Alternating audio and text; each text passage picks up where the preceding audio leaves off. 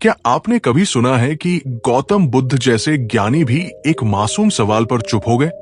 एक छोटी बच्ची जिसकी आंखों में जिज्ञासा थी और दिल में सच्चाई। उसका एक सवाल जिसने पूरे गांव को हिला दिया और बुद्ध को भी सोच में डाल दिया।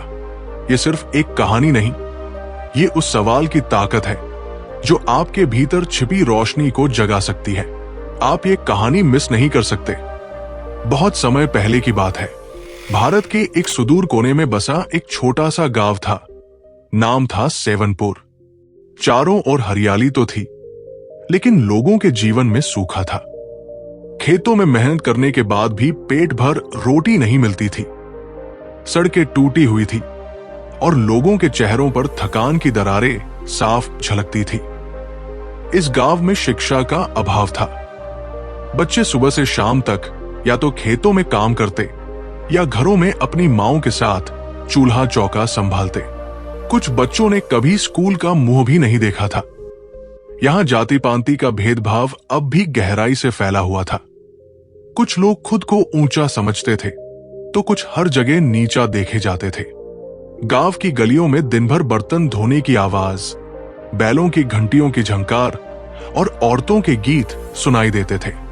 लेकिन शाम होते होते सब कुछ थम सा जाता था, जैसे पूरा गांव अपने ही बोझ से थक चुका हो। इन्हीं गलियों में एक झोपड़ी थी जिसकी दीवारें बारिश में टपक जाती और गर्मी में तप जाती। इस झोपड़ी में एक विधवा स्त्री अपनी 8 साल की बेटी सुजाता के साथ रहती थी। सुजाता की मां दूसरों के घरों में झाड़ू पोंछा करके जैसे तैसे पेट पालती थी, लेकिन गरीबी ने उसकी आंखों से कभी चमक नहीं छीन पाई थी। सुजाता उम्र में भले ही छोटी थी, लेकिन उसकी आंखों में कुछ खास था, जैसे हर चीज को समझने की एक अनकही प्यास हो। जब बाकी बच्चे मिट्टी में खेलते, वो चुपचाप आसमान देखती रहती, कभी तारे गिनती, कभी पेड़ों से बातें करती। उसे हर चीज के पीछे क्यों जानने की इच्छा थी। गांव में एक बार खबर फैली, गौतम बुद्ध स्वयं अपने शिष्यों के साथ इस गांव में कुछ दिन प्रवास करने आ रहे हैं। ये बात सुनते ही गांव के लोग चौंक गए। बुद्ध का नाम तो उन्होंने सुना था, लेकिन उन्हें देखने और सुनने का अवसर जीवन में पहली बार मिल रहा था। गांव में हलचल शुरू हो गई। कुछ लोग उनका स्वागत करने की तैयारी में लग गए तो कुछ डर गए, कहीं वो हमारे पापों की बात ना कर दे। और कुछ उन्हें देखने के लिए उत्सुक थे, जैसे कोई देवता आ रहा हो। सुजाता को जब इस बात का पता चला तो उसके मन में अजीब हलचल शुरू हो गई। उसने मां से पूछा, मां, ये बुद्ध कौन है? मां ने थके हुए स्वर में जवाब दिया, वे बहुत बड़े साधु हैं बेटी, सबको ज्ञान देते हैं, पर वो बड़ों के लिए है, तो जैसी छोटी के लिए नहीं। लेकिन सुजाता की आंखों में जिज्ञासा और भी बढ़ गई। सुजाता 8 साल की वो नन्ही बच्ची जिसकी बड़ी बड़ी आंखें किसी शांत झील की तरह गहरी थी। उसका चेहरा भले ही धूप और धूल से झुलसा हुआ हो, लेकिन उसमें कुछ ऐसा था जो बाकी बच्चों से अलग करता था। एक अबोली गहराई, एक शांत बेचैनी। वो रोज सुबह जल्दी उठती। जब बाकी बच्चे नींद में करवट बदलते, तब वो अपने पुराने मिट्टी के लोटे में मां के लिए पानी भरने जाती। रास्ते में पेड़ों को देखती, पक्षियों की आवाज सुनती और उनके पीछे पीछे चल पड़ती, जैसे उनमें कुछ ढूंढ रही हो। उसका सबसे प्रिय समय था अकेले में बैठकर सवाल पूछना। वो खुद से बातें करती, आकाश से सवाल करती, आखिर दुख क्यों होता है? क्या अमीर लोग हमेशा खुश होते हैं? अगर भगवान है तो भूख क्यों है? मां से पूछती, लेकिन मां अक्सर थकी हुई होती और दुनिया की सच्चाइयों से टूटी हुई। इतने सवाल मत पूछ बेटी, औरत जात के हिस्से में जवाब नहीं होते। लेकिन सुजाता का मन शांत नहीं रहता। वो सोचती, क्या सच में मेरी बातों का कोई जवाब नहीं? उसकी दुनिया सीमित थी। एक टूटी झोपड़ी, एक थकाहारा मां का चेहरा और गांव के कुछ बेरुखे लोग। लेकिन उसके विचार असीमित थे। जब वो खेतों के रास्ते चलती तो घास की हर हरियाली में कोई सवाल छिपा होता। जब बादल गरजते तो वो सोचती, क्या आसमान भी गुस्से में आता है? गांव के बाकी बच्चे उसे अजीब समझते थे, ये तो बावरी है, वे कहते। लेकिन सुजाता को फर्क नहीं पड़ता। उसे किसी से लड़ना नहीं था। वो अपने जवाबों के पीछे भाग रही थी। एक दिन जब वो कुएं से पानी भरकर लौट रही थी, रास्ते में एक वृद्ध साधु मिले। उन्होंने सुजाता को गौर से देखा और मुस्कुराकर कहा, तुम्हारी आंखें सवाल पूछती है। सुजाता चौंकी, लेकिन बोली नहीं। साधु ने फिर कहा, गौतम बुद्ध गांव में आ रहे हैं, तुम जाकर उनसे बात करना। सुजाता के मन में जैसे कोई दीप जल गया हो। क्या वे मेरे सवालों का जवाब दे पाएंगे? उस रात वो सोई नहीं। बार बार नींद में करवट बदलती रही। उसकी आंखों के सामने वही साधु, वही मुस्कान, और वो एक वाक्य घूमता रहा, तुम्हारी आंखें सवाल पूछती है। अगले दिन जैसे ही गांव में घोषणा हुई कि बुद्ध पास के जंगल में ठहरे हैं, सुजाता मां से बिना पूछे ही निकल पड़ी। उसकी चाल धीमी थी, पर इरादा अड़िग। सुबह का समय था। गांव से कुछ दूर बोधि वृक्षों की छाया में बना छोटा सा आश्रम उस दिन किसी तीर्थ के समान पावन लग रहा था। हवा में धूप और चंदन की गंध घुली हुई थी। हर ओर शांति थी, लेकिन वो शांति नीरवता नहीं थी। वो भीतर तक उतरती एक गूंज थी, जैसे कोई अदृश्य स्वर कह रहा हो, यहां तुम्हें उत्तर मिल सकते हैं। गांव के लोग धीरे धीरे वहां पहुंचने लगे थे। कोई अपने बच्चों को कंधे पर लिए था, कोई फूल और फल लेकर आया था, और कुछ तो केवल देखने कि उस व्यक्ति में क्या है जो राजा से लेकर किसान तक सबको खींच लाता है। बुद्ध अब तक नहीं पहुंचे थे, लेकिन उनकी प्रतीक्षा में भी एक विशेष प्रकार की उपस्थिति थी, जैसे एक विशाल मौन सभा किसी अनुपस्थित वक्ता के लिए पहले से ही जागरूक बैठी हो। कुछ भिक्षु पास के वृक्षों की छाया में बैठे ध्यान कर रहे थे, और कुछ आगंतुकों को शांति से बैठने के लिए संकेत दे रहे थे। सुजाता भी पहुंची। भीड़ के पीछे खड़ी वो आगे आने की हिम्मत नहीं कर रही थी, लेकिन उसकी आंखें मंच के उस कोने को देख रही थी जहां बुद्ध आने वाले थे। उसका हृदय तेजी से धड़क रहा था। क्या वो वाकई मुझे देखेंगे? तभी हल्की सी सरसराहट हुई। लोग चुप हो गए, और फिर बुद्ध प्रकट हुए। वे साधारण वस्त्रों में थे, गेरुए रंग का चीथड़ा वस्त्र, हाथ में एक भिक्षा पात्र और चेहरा। वो चेहरा कोई एक चेहरा नहीं था, वो करुणा का प्रतिबिंब था, धैर्य का अनुभव और भीतर की ऐसी शांति जो शब्दों में नहीं समाई जा सकती। बुद्ध की आंखें सीधे लोगों की आत्मा को छूती थी। वे न तेज बोले न धीमे, उनका मौन ही भाषण बन गया। उन्होंने आसन ग्रहण किया और गहरी सांस लेकर सबकी ओर देखा। सभा में जैसे कोई अदृश्य स्पर्श फैल गया हो। जो रोते आए थे उनकी आंखें नम हो उठीं, जो हंसते आए थे वे अचानक गंभीर हो गए। फिर बुद्ध ने अपना प्रवचन आरंभ किया। उनके शब्द सरल थे, लेकिन उनके अर्थ गहरे। जीवन दुखमय है, पर दुख ही अंत नहीं है। जिस प्रकार रात्रि के बाद सुबह आती है, वैसे ही दुख के बाद समाधान भी जन्म लेता है। सभा मौन थी, और उस मौन में सुजाता जैसे घुलती जा रही थी। उसे लगा जैसे हर शब्द उसके लिए कहा जा रहा हो। उसका अब तक का सारा द्वंद्व, हर रात का अकेलापन, सब कुछ मानो बुद्ध की आंखों में उतर आया हो। क्या वे मुझे देख रहे हैं? उसने सोचा, और उसी क्षण बुद्ध की दृष्टि उससे मिली। एक पल के लिए सुजाता का मन जैसे रुक गया। बुद्ध ने कोई शब्द नहीं कहा, लेकिन उस एक नजर में जो संवाद था वो किसी ग्रंथ से कम नहीं था। वातावरण शांत था, लेकिन भीतर एक जिज्ञासा की लहर दौड़ रही थी। उस बच्ची की आंखों में कोई आम चमक नहीं थी। वहां कुछ सवाल थे जिनका जवाब सिर्फ शब्दों से नहीं दिया जा सकता था। बुद्ध मुस्कुरा रहे थे, वो सौम्य मुस्कान जो दिलों को छू जाती है। बच्ची ने धीरे धीरे आगे बढ़ते हुए पूछा, भगवान, क्या हर किसी को सब कुछ जानना जरूरी होता है? अगर आप सब कुछ जानते हैं तो क्या आप कभी गलत नहीं होते? सभा में सन्नाटा छा गया। इतने बड़े प्रश्न की उम्मीद किसी ने एक छोटी बच्ची से नहीं की थी। पर बुद्ध की आंखों में कोई आश्चर्य नहीं था, केवल अपनापन। उन्होंने कुछ नहीं कहा, सिर्फ बच्ची की ओर देखा। एक क्षण बीता, फिर दो। बुद्ध अब भी मौन थे। लोगों ने सोचा शायद वे उत्तर दे रहे हैं अपने मौन से। बच्ची थोड़ा घबराई, बोली, आप चुप क्यों हैं? क्या मैं कुछ गलत पूछ बैठी? बुद्ध ने तब अपना सिर झुकाया और कहा, तुमने कुछ भी गलत नहीं पूछा। कभी कभी उत्तर शब्दों में नहीं होते।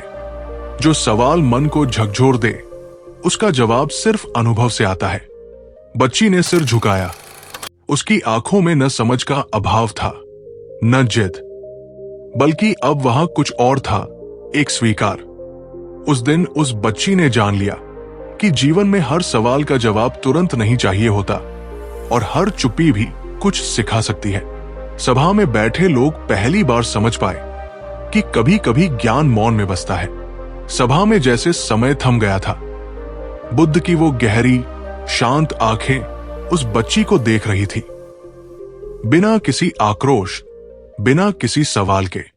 वहां सिर्फ करुणा थी और एक ऐसी समझ जो शब्दों से परे होती है।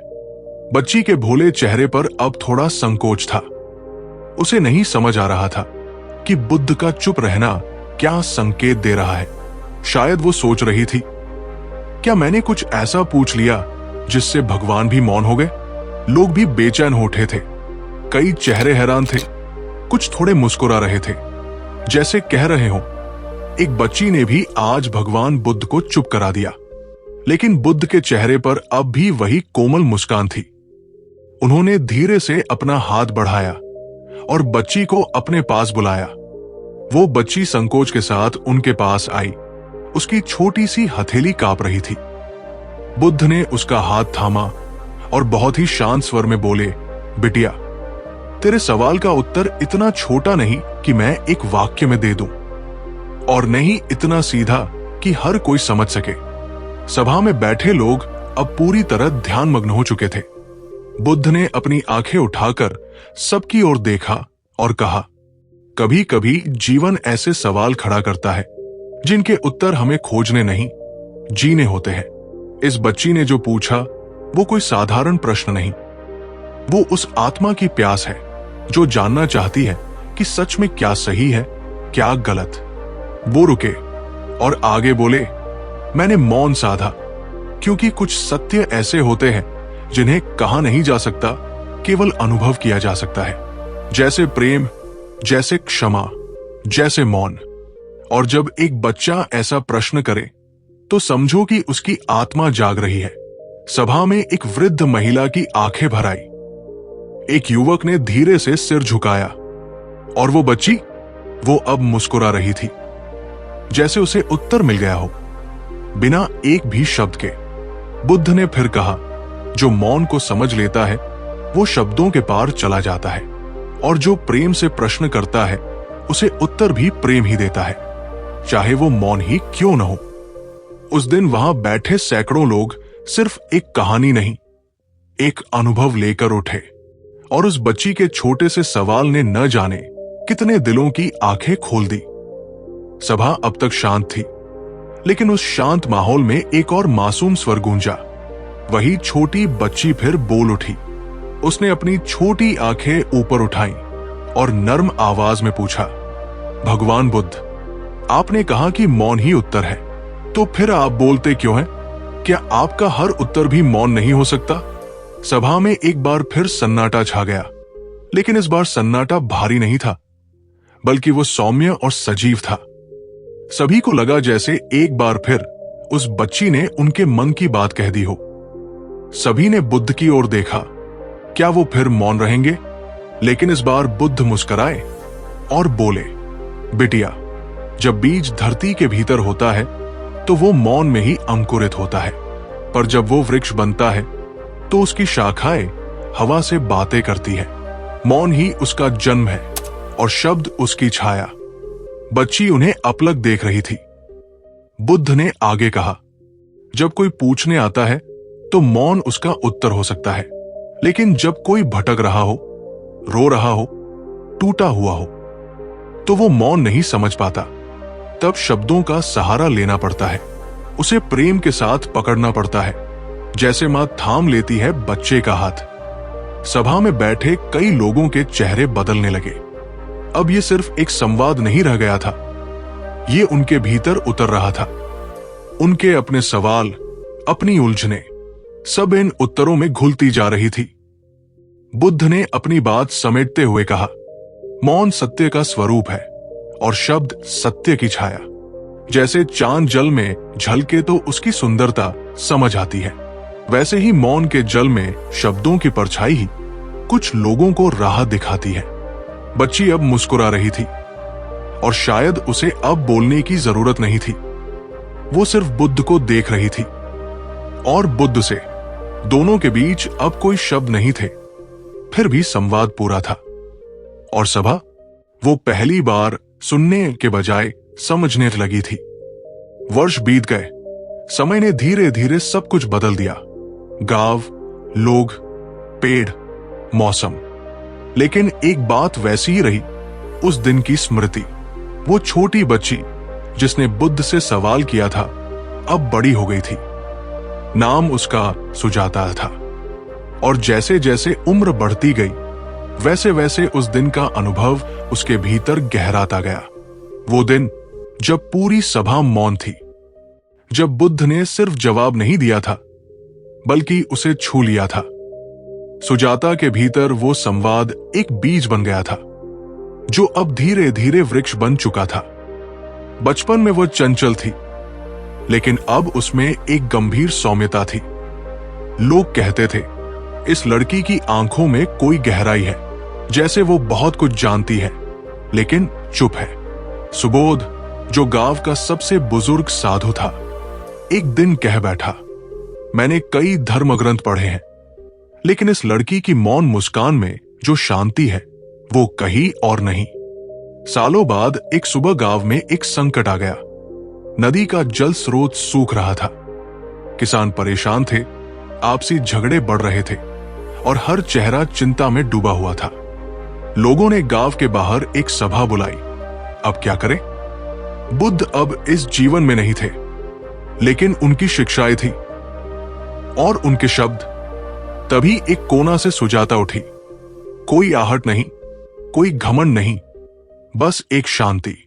वो धीरे धीरे सभा के बीच आई और बोली, जब पानी सूखता है तो हम गहराई में कुआं खोदते हैं। जब संबंध सूखते हैं तो हमें मन की गहराई में उतरना होता है। हमने प्रकृति से संवाद बंद कर दिया है, इसलिए वो हमसे रूठी है। लोग चौंके, लेकिन कोई विरोध नहीं हुआ। उसने आगे कहा, बुद्ध ने एक बार मुझे मौन का अर्थ समझाया था। आज हमें उसी मौन को अपने भीतर उतरने देना है। झगड़ों की जगह एक साथ बैठें, 2 दिन काम करें। नदी को फिर से जीने दे, शब्दों से नहीं, कर्मों से उत्तर दे। उसके इन वाक्यों में कोई आक्रोश नहीं था, पर असर इतना गहरा था कि अगले ही दिन पूरे गांव ने काम शुरू कर दिया। और जब कुछ दिनों बाद पानी फिर से बहने लगा, लोगों ने सुजाता को देखकर कहा, ये सिर्फ एक बच्ची नहीं थी, ये तो बुद्ध के मौन की संतान है। अब सुजाता गांव में साध्वी के नाम से जानी जाने लगी। वो प्रवचन नहीं देती थी, सिर्फ सुनती थी, लेकिन जो कोई उसके पास आता हल्का होकर लौटता। कभी कभी एक प्रश्न जीवन भर का उत्तर बन जाता है और एक मौन कई पीढ़ियों की पुकार बन जाता है। गांव की नदी फिर बहने लगी थी और उसके साथ गांव की सांसों में भी फिर हरियाली लौटने लगी थी। सुजाता अब किसी नाम या पहचान की मोहताज नहीं थी, वो स्वयं एक अनुभव बन चुकी थी। गांव के बच्चे उसे घेर कर बैठते, उसकी चुप्पियों में अर्थ ढूंढते, उसकी आंखों में कहानियां पढ़ते। एक दोपहर जब पेड़ों की छाव में बच्चे सुजाता के चारों ओर बैठे थे, एक बच्चा बोला, सुजाता दीदी, बुद्ध ने तुम्हें क्या दिया? सुजाता कुछ देर चुप रही, फिर मुस्कुराकर बोली, उन्होंने मुझे कुछ नहीं दिया, लेकिन उनके मौन ने मुझसे सब कुछ ले लिया। डर, दुख, क्रोध और घमंड। और जब ये सब चला गया तो भीतर जो बचा वही मैं हूं। बच्चे उसकी बात को पूरी तरह न समझ पाए, लेकिन उन्हें वो अच्छा लगा। वो जान गए थे कि उनके सामने कोई साधारण नहीं, एक जीता जागता शांति पाठ बैठा है। अब आते हैं उस वृद्ध की कहानी पर। गांव में एक बहुत वृद्ध व्यक्ति था, नाम था धवल बाबा। लोग कहते थे उन्होंने 30 सालों से एक शब्द नहीं बोला, कभी किसी घाव से टूटा, कभी अपने ही अनुभवों से ठगा। वो बस अकेला बैठा रहता था एक पीपल के पेड़ के नीचे। कोई पास आता तो वो बस हल्के से मुस्कुरा देता, लेकिन किसी से संवाद नहीं करता। जब गांव में परिवर्तन की लहर आई और सुजाता लोगों की प्रेरणा बनी, एक दिन वो पीपल के नीचे पहुंची। वो चुपचाप उनके पास बैठ गई।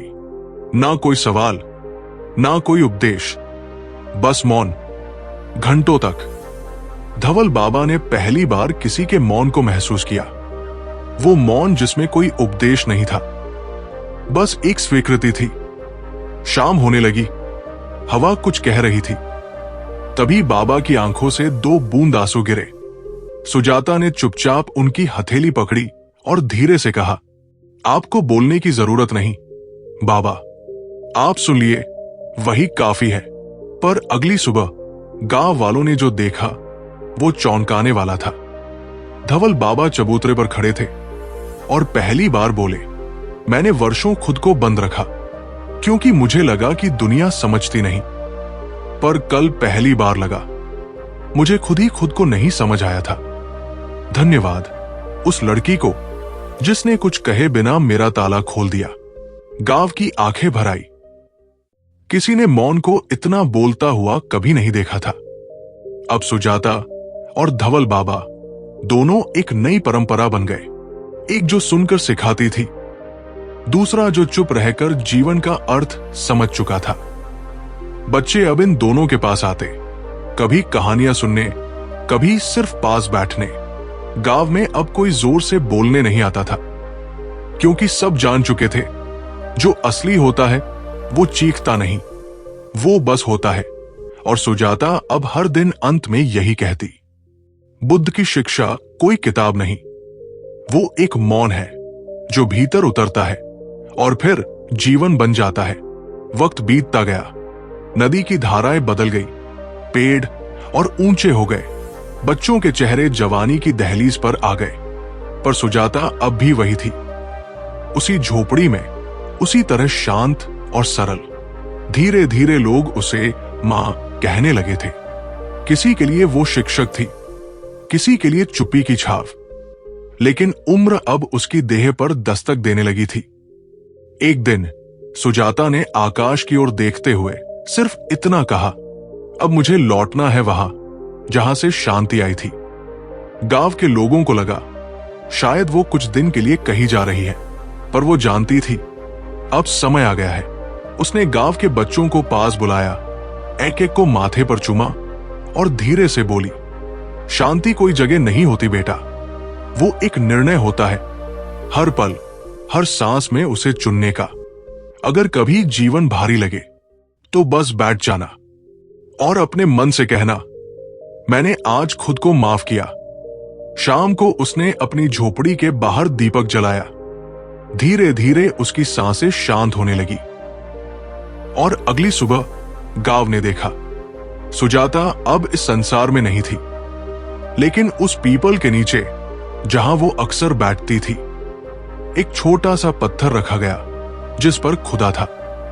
यहां एक स्त्री बैठती थी जो न संत थी न शास्त्रज्ञ, पर जिसने मौन में जीवन जिया और दूसरों को सुनना सिखाया।